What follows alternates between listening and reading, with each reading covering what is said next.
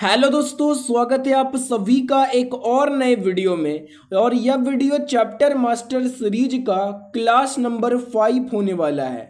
और मैं आपको हर एक वीडियो में बताता हूं कि चैप्टर मास्टर सीरीज आपके लिए इम्पोर्टेंट क्यों है। और मैं आपको इस वीडियो में भी बताऊंगा कि इम्पोर्टेंट है क्यों।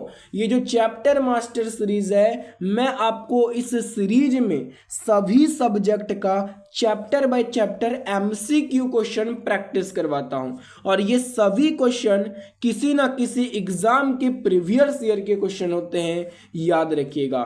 तो आप लोग इस सीरीज को फॉलो जरूर करते रहिएगा और इसके प्रत्येक वीडियो को जरूर देखिएगा। और मैं आपको आज की क्लास में पढ़ाने वाला हूं आनुवंशिकता। आनुवंशिकता से टोटल 75 इंपॉर्टेंट क्वेश्चन मैं आपको इस वीडियो में करवाने वाला हूं। तो जरूर ये 75 क्वेश्चन को याद कर लीजिएगा अच्छे से। और इसके पहले 4 वीडियो इसके हो चुके हैं चैप्टर मास्टर सीरीज के।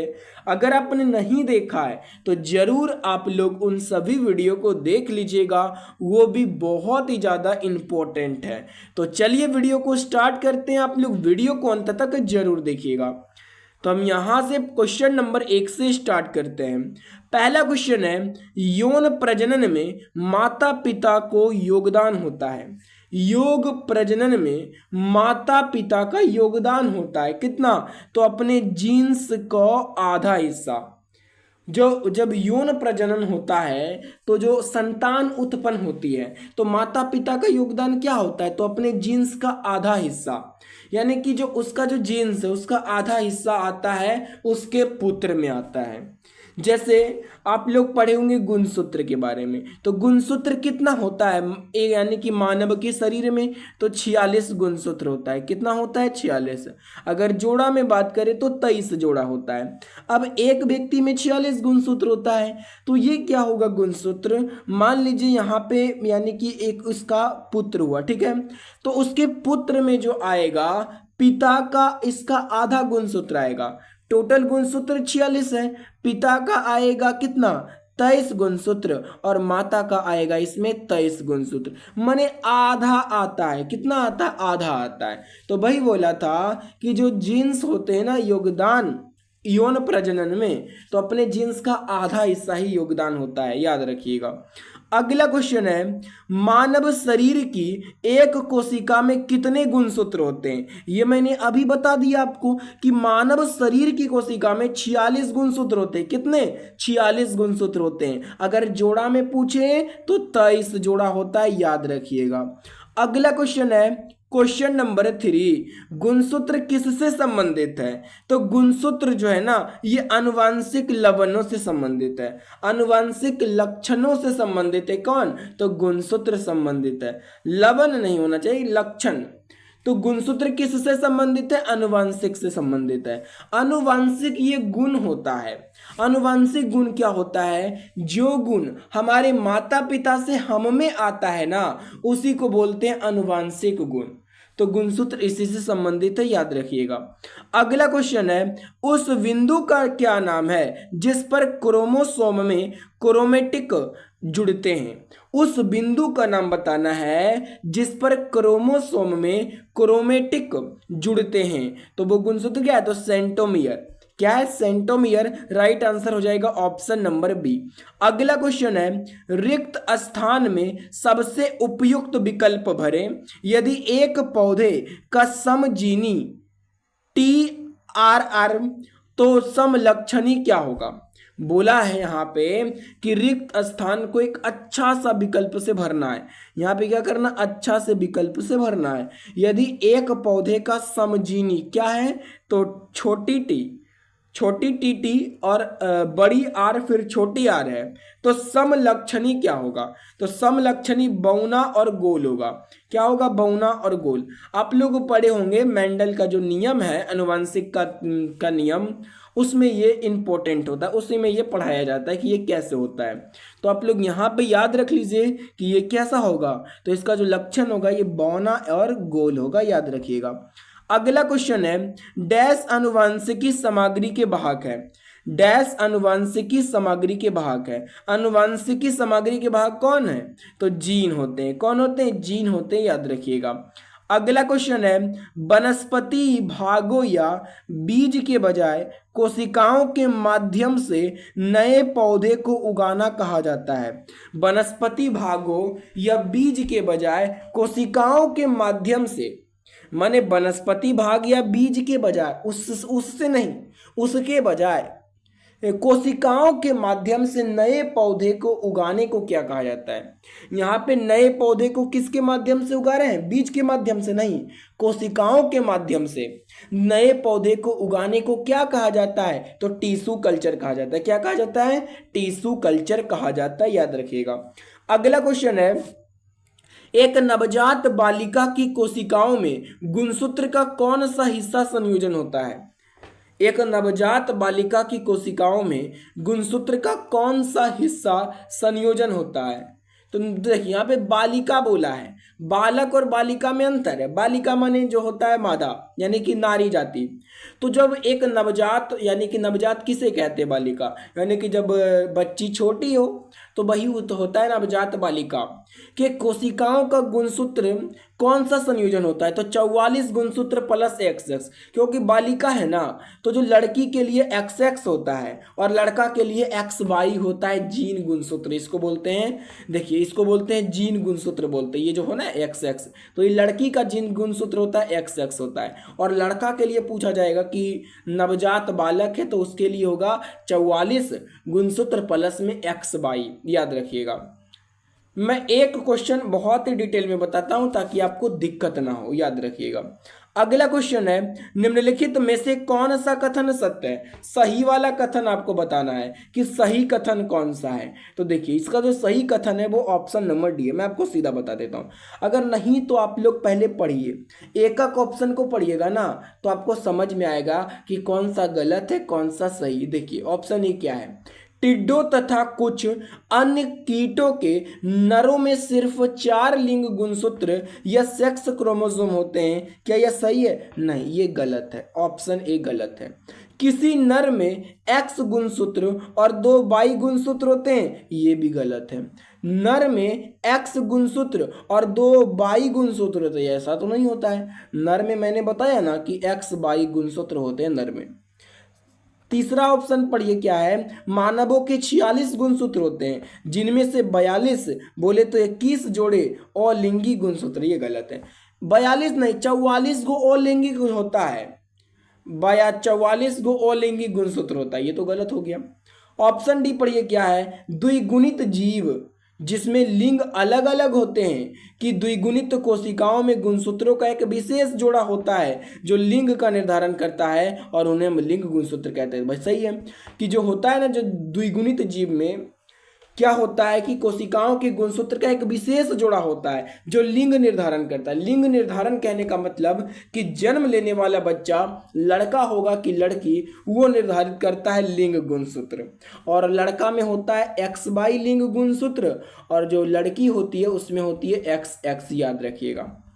अगला क्वेश्चन है, बच्चे का लिंग कैसे निर्धारित होता है? तो बच्चे का लिंग होता है गुणसूत्र से निर्धारित। किससे? गुणसूत्र के से जो है निर्धारित होता है। गुणसूत्र से कैसे?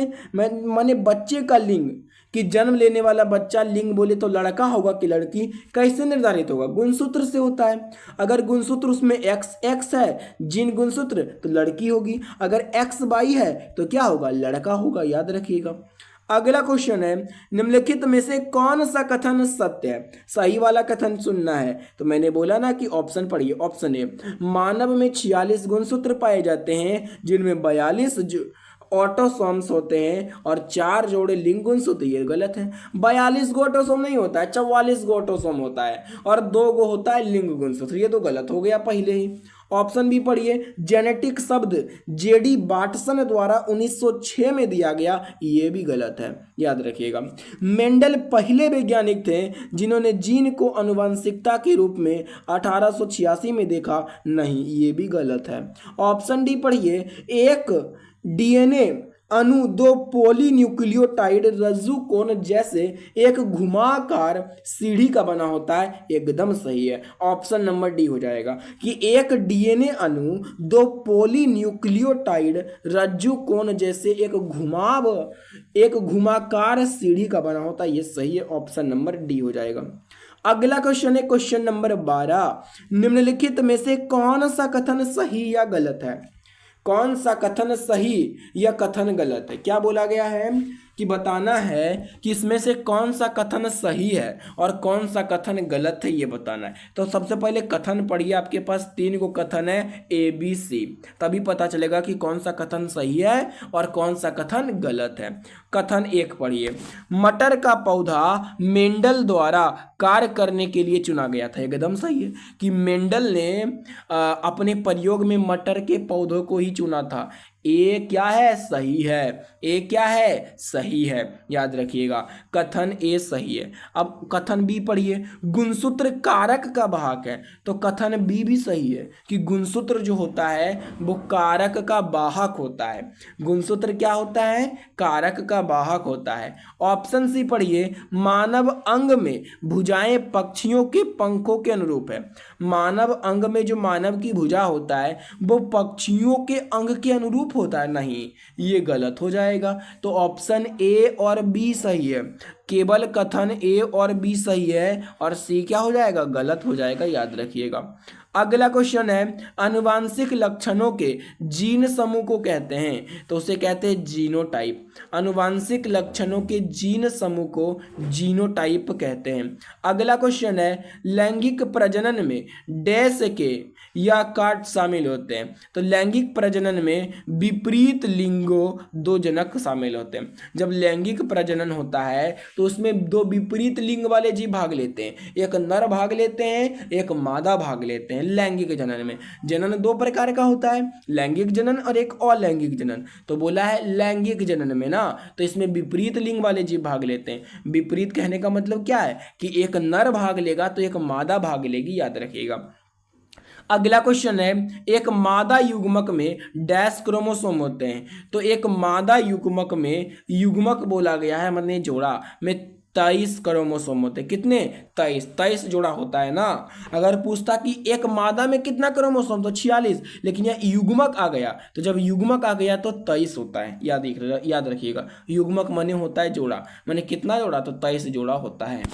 अगला क्वेश्चन है, मानव के अनिषेचित अंडे में होते हैं, तो मानव के अनिषेचित अंडे में एक एक्स क्रोमोसोम्स होते हैं। मानव के अनिषेचित अंडे में क्या होते हैं? एक एक्स क्रोमोसोम्स होते हैं, याद रखिएगा। अगला क्वेश्चन है, मानव शरीर की कोशिकाओं में डैश पाए जाते हैं, तो मानव शरीर की कोशिकाओं में क्या पाए जाते हैं? 23 जोड़ी गुणसूत्र। मानव शरीर की कोशिकाओं में कितने जोड़ी गुणसूत्र? 23 जोड़ी गुणसूत्र पाए जाते हैं। अगला क्वेश्चन है, किस प्रकार का पुनर्जनन अधिक विविधता ला सकता है? तो लैंगिक पुनर्जनन अधिक विविधता ला सकता है, याद रखिएगा। अगला क्वेश्चन है, पीढ़ी में दिखाई देने वाला लक्षण। F1 पीढ़ी में, कौन सा पीढ़ी में? F1 पीढ़ी में दिखाई देने वाला लक्षण है प्रबलता। F1 पीढ़ी में दिखाई देने वाला लक्षण कौन सा है? प्रबलता है, याद रखिएगा। अगला क्वेश्चन है, डैश ने वंशानुक्रम के नियमों को प्रतिपादित किया था। आपको बताना है कि वंशानुक्रम के नियमों का प्रतिपादन किसने किया था? तो याद रखिएगा, ग्रेगर जॉन मेंडल ने किया था। किसने किया था? ग्रेगर जॉन मेंडल ने किया था, याद रखिएगा। अगला क्वेश्चन है क्वेश्चन नंबर 20 है, मनुष्य जाति के एक पुरुष का उसके एक्स क्रोमोसोम्स उसकी डैश से प्राप्त होते हैं। क्या बोला गया है? मनुष्य जाति के एक पुरुष का उसके एक्स क्रोमोसोम किससे प्राप्त होते हैं? माता के। एक्स क्रोमोसोम माता से प्राप्त होते। देखिए, मैंने बोला कि एक मनुष्य जाति है और एक पुरुष हुआ पैदा। कौन हुआ? तो पुरुष। तो पुरुष में क्या होता है? लिंग क्रोमोसोम XY होता है, ठीक है। तो बोला गया है कि जो एक्स क्रोमोसोम किससे आएगा? तो एक्स क्रोमोसोम आता है लड़की से आता है, क्योंकि लड़की के पास XX क्रोमोसोम ही होता है, माता के पास। लड़की बोले तो माता के पास XX क्रोमोसोम ही होता है, तो XX से ना आएगा। अगर पिता अपना Y क्रोमोसोम देगा तो बेटा पैदा होगा। अगर पिता अपना एक्स क्रोमोसोम दे देगा इसको तो क्या होगा, तो यहाँ पे होगा लड़की पैदा होगी, क्योंकि एक्स एक्स हो जाएगा तो हो जाएगा क्या, लड़की पैदा हो जाएगी। तो वही बोला है कि एक्स क्रोमोसोम अगर एक पुरुष है तो उसको कौन देता है, माता देगा ना, एक्स क्रोमोसोम माता देगा, याद रखिएगा। अगला क्वेश्चन है, प्रजातियों में जीवित रहने का लाभ प्रदान कर सकता है अथवा केवल आनुवंशिक क्रम में योगदान प्रदान कर सकता है। क्या बोला गया है, प्रजातियों में डैश जीवित रहने का लाभ प्रदान कर सकता है अथवा केवल आनुवंशिक क्रम में योगदान प्रदान कर सकता है, तो परिवर्तन। प्रजातियों में परिवर्तन जीवित रहने का लाभ प्रदान कर सकता है, याद रखिएगा, परिवर्तन। अगला क्वेश्चन है, माता पिता से संतान में शारीरिक या मानसिक गुणों के संचरण को क्या कहते हैं। तो माता पिता से उसके संतान में जो शारीरिक या मानसिक गुण जाता है ना, उसको कहते हैं आनुवांशिकता। मैंने बोला ना, उसी को तो बोलते हैं आनुवांशिक गुण, जो माता पिता से उसके बच्चों में जाता है गुण। जैसे मान लो कि किसी का मम्मी गोर है तो वो भी गोर हो जाता, यानी कि हो जाता है, गोरा हो जाता है। किसी का काला होता है, जैसे कोई किसी का पिता काला है तो उसका बेटा भी काला हो जाता है। तो ये गुण हो ना, आनुवांशिक गुण जाता है, आनुवांशिक गुण जाता है। तो इसी यही होता है आनुवांशिक गुण, जो माता पिता से उसका संतानों में जाता है, याद रखिएगा। अगला क्वेश्चन है, निम्नलिखित रोगों में से कौन सा एक आनुवांशिक विकार है। निम्नलिखित रोगों में से कौन सा एक आनुवांशिक विकार है, तो थैलेसीमिया। थैलेसीमिया रोग ये एक आनुवांशिक विकार है, आनुवांशिक विकार है थैलेसीमिया। कौन है, तो थैलेसीमिया। अगला क्वेश्चन है, बच्चों का लिंग डैश से प्राप्त होने वाले वंशानुगत गुणसूत्र द्वारा निर्धारित होता है। बच्चों का लिंग डैश से प्राप्त होने वाले वंशानुगत गुणसूत्रों द्वारा निर्धारित होता है, किससे, पिता, पिता से, याद रखिएगा। अगर यानी कि पिता का ही तो गुणसूत्र जो निर्धारित करता है कि लड़का होगा कि लड़की होगा। भाई ना बोला गया था कि जो बच्चों का लिंग है वो कौन निर्धारित करता है, पिता निर्धारित करता है, पिता निर्धारित करता है। कैसे करता है ये मैंने पहले भी बताया था, चलो अभी भी बता देता हूँ। मैंने बोला ना कि अगर एक्स एक्स जाएगा तो लड़की पैदा होगी। क्या होगी, लड़की पैदा होगी, लड़की पैदा होगी। अगर एक्स वाई गुणसूत्र जाएगा तो क्या पैदा होगा, लड़का पैदा होगा, लड़का पैदा होगा, ठीक है, लड़का होगा। अब देखिए, मैंने कहा कि पिता कैसे निर्धारित करता है कि जन्म लेने वाला बच्चा लड़का होगा कि लड़की होगा। मैंने कहा कि उसकी माता के पास तो एक्स एक्स ही है, तो अपना एक्स ही ना देगी, माता के पास एक्स एक्स ही है तो एक्स एक्स यानी कि एक्स ही देगी, बाई तो नहीं दे सकती है। तो मान लिया कि अगर दोनों के बीच संयोग हुआ और माता ने एक्स दिया, अगर पिता अपना एक्स देगा, मान लीजिए अगर पिता अपना एक्स दिया, तो अगर पिता अपना एक्स दिया तो होगा लड़का पैदा होगा, लड़की पैदा होगी। अगर मान लीजिए कि पिता अपना बाई देता है तो कौन सा पैदा होगा, तो लड़का पैदा होगा। क्या होगा, लड़का पैदा होगा। ये ऐसा ही होता है कि जो बच्चों का लिंग है वह पिता के गुणसूत्र पर निर्भर करता है, याद रखिएगा। अगला क्वेश्चन है, मानवों में नर युग्मक निम्न में से कौन से गुणसूत्र का वाहक होता है। मानवों में नर युग्मक कौन से गुणसूत्र का वाहक होता है, या तो एक्स या तो वाई गुणसूत्र का वाहक होता है मानवों में नर युग्मक, याद रखिएगा। अगला क्वेश्चन है, जीन उत्परिवर्तन निम्न में से किसके कारण होता है। तो जीन उत्परिवर्तन नाइट्रोजनों क्षारों के अनुक्रम में परिवर्तन के कारण होता है। नाइट्रोजन और क्षारों के अनुक्रम में परिवर्तन के कारण जीन उत्परिवर्तन होता है। अगला क्वेश्चन है question number 27, dihybrid cross में विपर्यासी लक्षणों की डैश जोड़ी पाई जाती है। मतलब बताना है आपको कि डाई हाइब्रिड क्रॉस में विपर्यासी लक्षणों की कितनी जोड़ी पाई जाती है, तो 2 जोड़ी पाई जाती है, याद रखिएगा। ऑप्शन नंबर सी, हमको इतना ही क्वेश्चन पढ़ना है कि ये 2 जोड़ी पाई जाती है। अगला क्वेश्चन है क्वेश्चन नंबर 28, डैश उत्परिवर्तन आनुवांशिक नहीं होता है। डैश उत्परिवर्तन आनुवांशिक नहीं होता है, कौन सा परिवर्तन जो है आनुवांशिक नहीं होता है, दैहिक। राइट आंसर क्या हो जाएगा, ऑप्शन नंबर डी, दैहिक उत्परिवर्तन ये आनुवांशिक नहीं होता है। अच्छे से याद रखिएगा। अगला क्वेश्चन है क्वेश्चन नंबर 29। यदि मनुष्यों में गुणसूत्रों की संख्या 46 है तो मनुष्यों की दैहिक कोशिकाओं में कितने गुणसूत्र विद्यमान होते हैं। तो यदि मनुष्यों में गुणसूत्र की संख्या 46 है तो मनुष्यों की दैहिक कोशिकाओं में 46 गुणसूत्र विद्यमान होंगे। कितने गुणसूत्र? 46 गुणसूत्र विद्यमान होंगे। अगला क्वेश्चन है वह गुण जो F1 पीढ़ी में प्रभाव रखता है और स्पष्ट रूप से देखा जाता है वह डैश है। वह गुण जो F1 पीढ़ी में प्रभाव रखता है और स्पष्ट रूप से देखा जाता है वह गुण क्या है? तो वह प्रबल है। क्या हो जाएगा? वह गुण जो F1 पीढ़ी में प्रभाव रखता है और स्पष्ट रूप से देखा यानी कि जाता है वह प्रबल है। ऑप्शन नंबर हो जाएगा ए। अगला क्वेश्चन है मेंडल के नियम केवल तभी लागू होते हैं जब। मेंडल के नियम कब लागू होते हैं? जब माता पिता शुद्ध प्रजनन हो। मेंडल के नियम कब लागू होते हैं? जब माता पिता क्या हो? तो शुद्ध प्रजनन हो। याद रखिएगा। अगला क्वेश्चन है क्वेश्चन नंबर 32।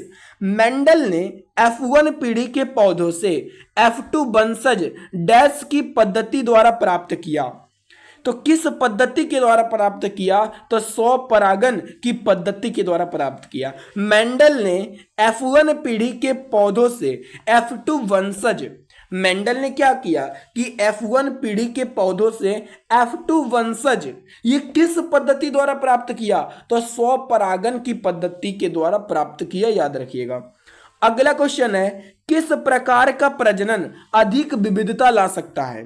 किस प्रकार का प्रजनन अधिक विविधता ला सकता है? राइट आंसर हो जाएगा ऑप्शन सी, लैंगिक प्रजनन। लैंगिक प्रजनन अधिक विविधता ला सकता है। प्रजनन दो प्रकार का होता है, लैंगिक और एक होता है अलैंगिक। लैंगिक में क्या होता है कि दो विपरीत लिंग वाले जीव भाग लेते हैं, नर और मादा, और अलैंगिक जनन में केवल एक ही को लिंग वाला जीव भाग लेता है। याद रखिएगा। अगला क्वेश्चन है क्वेश्चन नंबर 34। आनुवांशिक गुणों के वाहक। तो आनुवांशिक गुणों का वाहक कौन होता है? डीएनए। आनुवांशिक गुण कौन सा होता है? मैंने बताया कि वैसा गुण जो हमारे माता पिता से हम में आए हैं उसी को आनुवांशिक गुण कहते हैं। तो माता पिता से गुण उसके बच्चों में कैसे जाता है? तो डीएनए के जरिए ही जाता है। कैसे जाता है? डीएनए के जरिए ही जाता है। तो आनुवांशिक गुणों के वाहक कौन होते हैं? डीएनए होता है। याद रखिएगा। अगला क्वेश्चन है डैश ने सजीव वस्तुओं में लक्षणों की आनुवांशिकता के सिद्धांतों के प्रतिपादन में योगदान दिया। किसने सजीव वस्तुओं में लक्षणों की आनुवांशिकता के सिद्धांतों के प्रतिपादन में योगदान दिया? तो ग्रेगर जॉन मेंडल ने। ऑप्शन नंबर हो जाएगा डी। अगला क्वेश्चन है क्वेश्चन नंबर 36। 556 गोल हरे और सिकुड़े पीले बीजों के हाइब्रिड क्रॉस में डैश बीज गोल और पीले होते हैं। जब हम 556 गोल हरे और सिकुड़े पीले बीजों के हाइब्रिड क्रॉस करवाते हैं तो कितने बीज गोल और पीले होते हैं? तो 315। कितने? 315। ऑप्शन नंबर हो जाएगा डी। अगला क्वेश्चन है F2 जनरेशन में फिनोटाइपिक अनुपात डैश होता है। तो F2 जनरेशन में फिनोटाइपिक अनुपात कितना होता है? तो 9:3:3:3:1 होता है।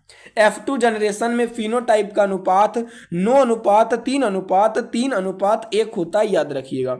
अगला क्वेश्चन है एलील होते हैं तो जीन के वैकल्पिक रूपों को एलील कहते हैं। एलील किसे कहते हैं? जीन के वैकल्पिक रूपों को एलील कहते हैं। ऑप्शन नंबर हो जाएगा बी। अगला क्वेश्चन है क्वेश्चन नंबर 39।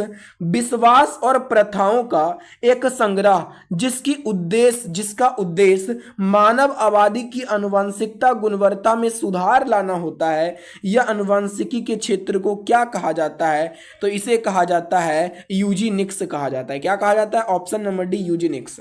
क्या बोला गया था कि विश्वास और प्रथाओं का एक संग्रह जिसका उद्देश्य मानव आबादी की आनुवंशिक गुणवत्ता में सुधार लाना होता है। यह किस आनुवंशिकी के क्षेत्र को कहा जाता है? तो यूजीनिक्स को कहा जाता है। याद रखिएगा। अगला क्वेश्चन है क्वेश्चन नंबर 40। आधुनिक अनुवांशिकी का जनक किसे कहा जाता है? तो आधुनिक अनुवांशिकी का जनक ग्रेगर मेंडल को कहा जाता है, जिसका पूरा नाम है ग्रेगर जॉन मेंडल, याद रखिएगा।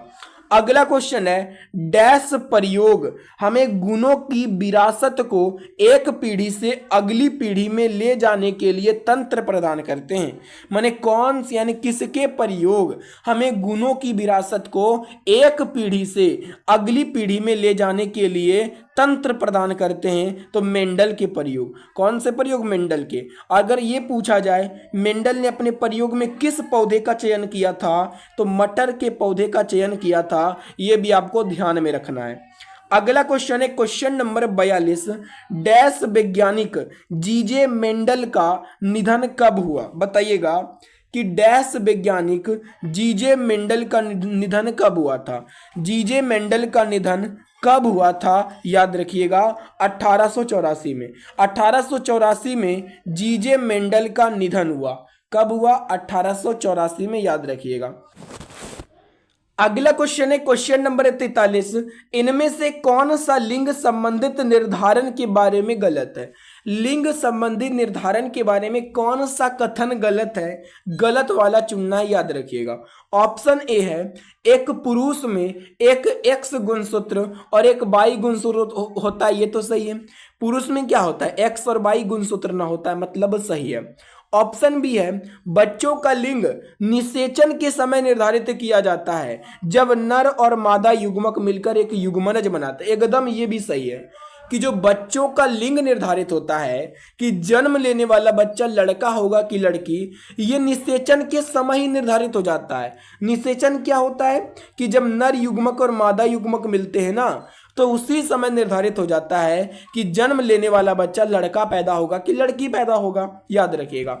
ऑप्शन सी क्या है? पढ़िएगा। एक स्त्री में दो एक समान एक्स गुणसूत्र और एक्स वाई होते हैं, गलत है। एक स्त्री में होते हैं एक्स एक्स गुणसूत्र होते हैं, एक्स वाई तो होता है लड़का में होता है, ये गलत हो जाएगा। कथन ऑप्शन नंबर सी सही हो जाएगा। डी भी पढ़ लीजिए क्या है। द्विगुणित जीवों जिनमें अलग अलग लिंग होते हैं, प्रत्येक द्विगुणित कोशिका में गुणसूत्रों का एक विशिष्ट जोड़ा जिसे लिंग गुणसूत्र कहते हैं व्यक्ति का लिंग निर्धारित करता है, ये भी सही है। ऑप्शन नंबर डी भी सही है। तो कौन सा गलत हो जाएगा? ऑप्शन नंबर सी।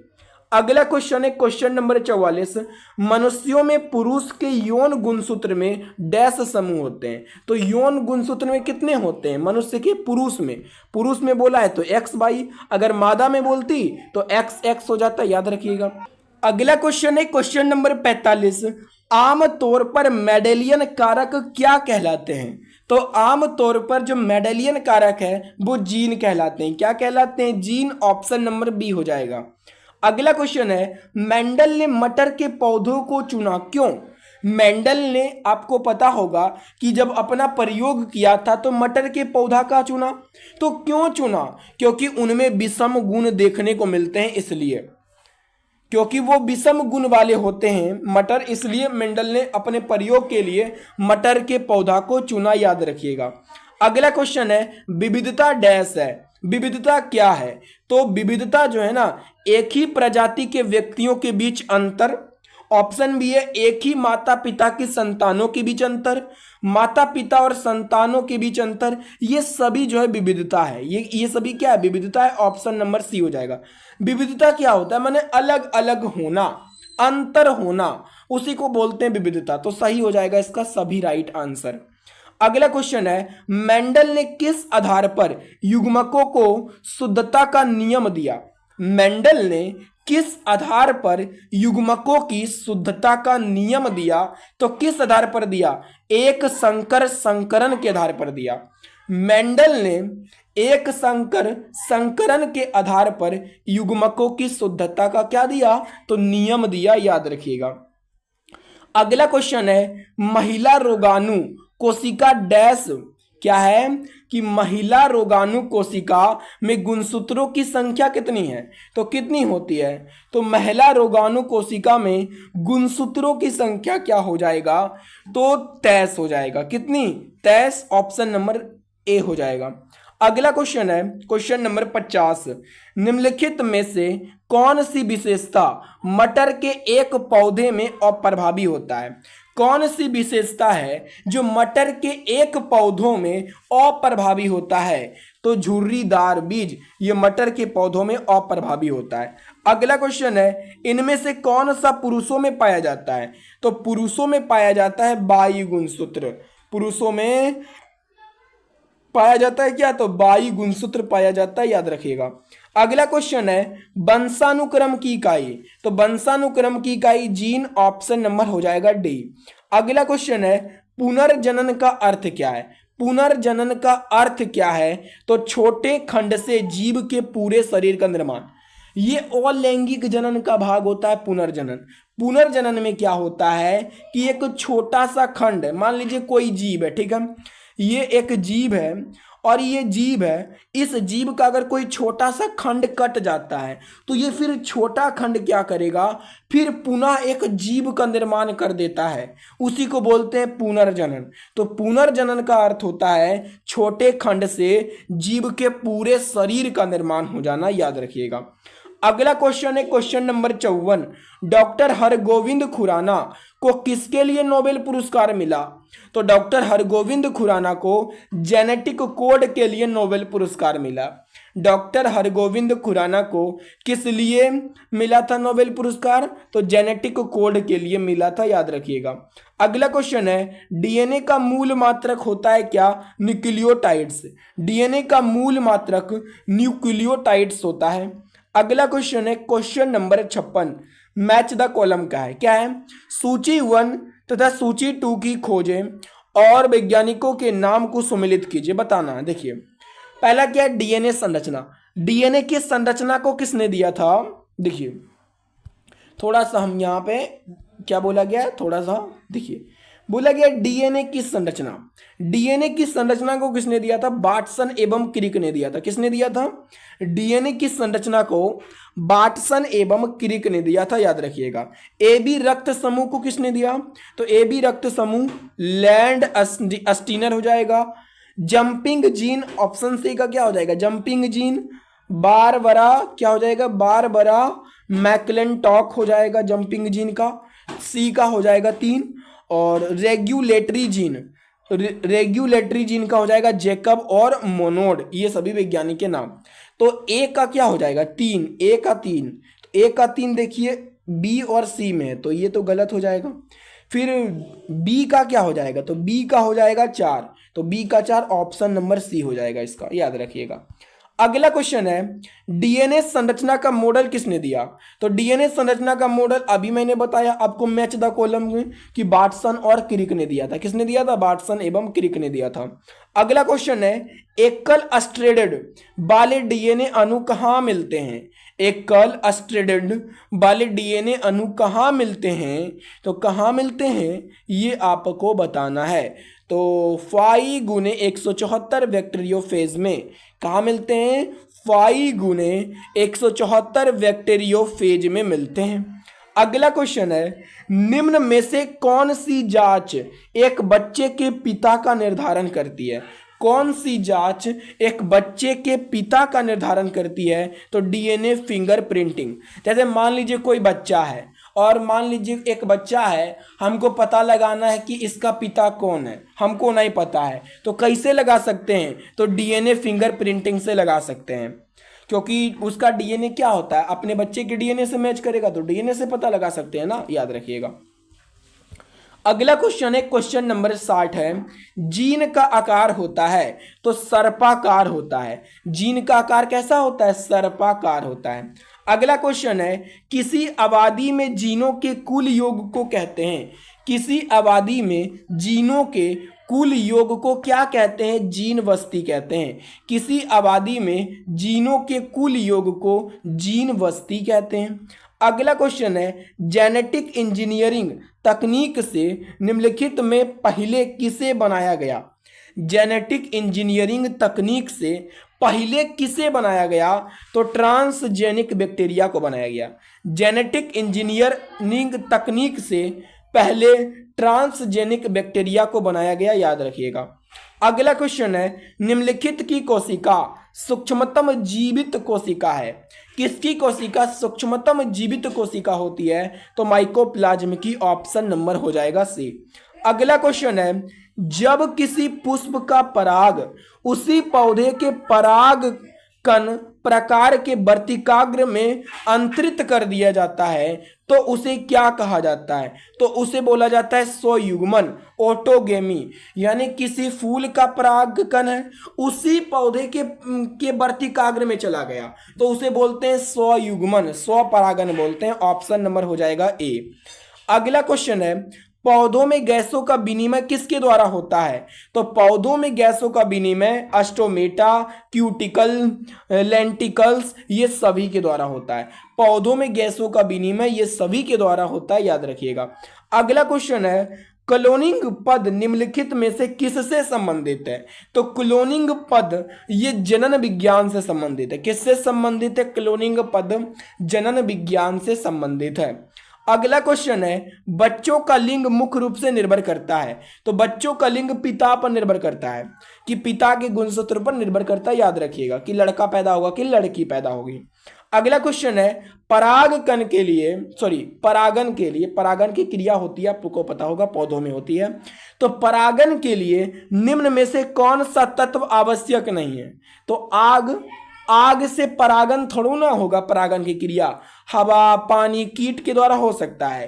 कि जो जैसे हवा से कैसे हो सकता है कि फूल के परागकण को हवा के जरिए वर्तिकाग्र तक पहुंचाया जा सकता है, पानी के जरिए पहुंचाया जा सकता है, कीट के पौधों में चिपक के पहुंचाया जा सकता है, लेकिन आग के द्वारा तो नहीं जा सकता है ना। ऑप्शन नंबर बी हो जाएगा। अगला क्वेश्चन है, आधुनिक आनुवंशिकता का सिद्धांत किसने दिया? तो ग्रेगर मेंडल ने दिया, याद रखिएगा। अगला क्वेश्चन है, कोशिकाओं में तत्कालीन ऊर्जा प्रदान करने के लिए निम्नलिखित में से एक लिया जाता है। तो कोशिकाओं में तत्कालीन ऊर्जा प्रदान करने के लिए निम्नलिखित में से क्या लिया जाता है? एक तो ग्लूकोज लिया जाता है। ऑप्शन नंबर हो जाएगा डी। अगला क्वेश्चन है, पौधा कोशिका का पावर हाउस किसे कहा जाता है? तो पौधा कोशिका का पावर हाउस कहा जाता है किसे? माइटोकॉन्ड्रिया को। कोई भी कोशिका उसका पावर हाउस, ऊर्जा का घर माइटोकॉन्ड्रिया को कहते हैं। लाइसोसोम को आत्महत्या की थैली, राइबोसोम को बोलते हैं प्रोटीन संश्लेषण, ये प्रोटीन का संश्लेषण करता है, याद रखिएगा। अगला क्वेश्चन है, आनुवांशिक इकाई है। तो जीन ये आनुवांशिक इकाई है, ये पहले भी क्वेश्चन आ चुका है। अगला क्वेश्चन है, हम शकल का जन्म तब होता है जब, हम शकल मतलब जुड़वा बच्चे पैदा होते हैं ना, एक दूसरे का हम शकल होता है, दोनों का शकल एक ही होता है। कब होता है? पराया एक ही लिंग के हम शकल का जन्म होता है कब? जैसे मान लीजिए हम शकल की एक थी है, उसका एक जुड़वा बच्चा पैदा हुआ। क्या हुआ? जुड़वा बच्चा पैदा हुआ। तो उसका चेहरा एक जैसा कब मिलेगा? तो जब उसका एक ही लिंग होगा तब। एक ही लिंग कहने का क्या मतलब है कि अगर वो जुड़वा बच्चा दोनों लड़की होगा तभी दोनों का शकल मिलेगा, या फिर दोनों लड़के होगा तभी दोनों का शकल एक ही जैसा मिलेगा। अगर मान लीजिए जुड़वा बच्चा में एक बच्चा लड़का है, एक बच्चा लड़की है, तो दोनों का शकल एक जैसा नहीं होता है। यही बोला गया था कि हम शकल का जन्म तब होता है जब पराया एक ही लिंग के होते हैं तब। अगला क्वेश्चन है, जेनेटिक्स में किसका अध्ययन किया जाता है? तो जेनेटिक्स में किसका अध्ययन? आनुवंशिकता एवं गुणसूत्र का अध्ययन किया जाता है, याद रखिएगा। अगला क्वेश्चन है, आनुवांशिक किससे संबंधित है? तो आनुवांशिक आनुवांशिकता से संबंधित है। किससे? आनुवांशिकता से संबंधित है, याद रखिएगा। तो ये थे टोटल 75 क्वेश्चन आनुवांशिक चैप्टर से। और आपको बताना है कि वीडियो कैसा लगा और जितने क्वेश्चन मैंने करवाया आपको याद हो गया कि नहीं हो गया। और इसी तरीके से इस सीरीज के प्रत्येक वीडियो को देखते रहिएगा।